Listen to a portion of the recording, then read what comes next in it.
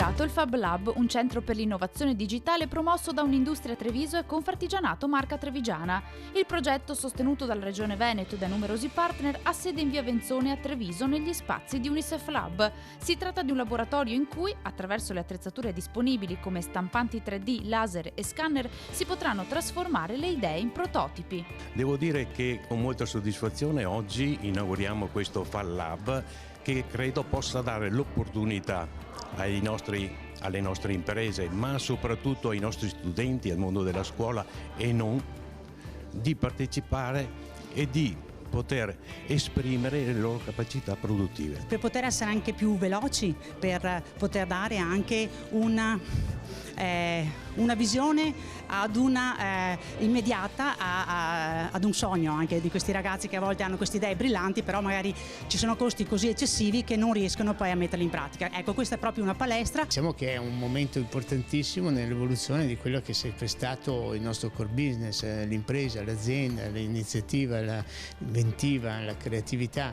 Oggi possiamo vederla trasformata da un manifatturiero che ha fatto la storia per tanti anni in un nuovo modo di creare, in un nuovo modo di vedere realizzate le proprie idee. Che cosa concretamente si può ottenere e realizzare con questi macchinari?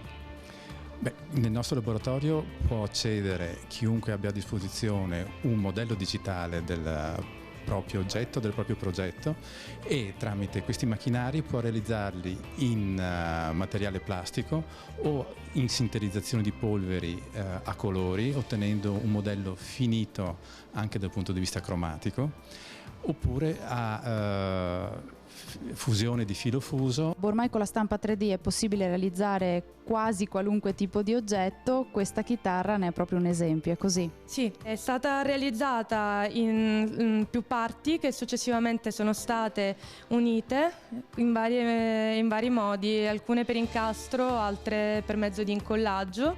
Sono state modificate leggermente le geometrie per poterle adattare alla stampante. Quanto è lungo il processo per realizzarla? Questa è ancora incompleta, come potete vedere, e ci ha richiesto almeno 2 giornate e più fra stampa e manodopera, e ancora ci stiamo lavorando. Il Fab Lab è aperto alla cittadinanza e al pubblico 28 ore a settimana, distribuite tra sere e anche sabato mattina, in modo tale da dare la possibilità a tutti quanti di accedere, anche a chi lavora durante la giornata.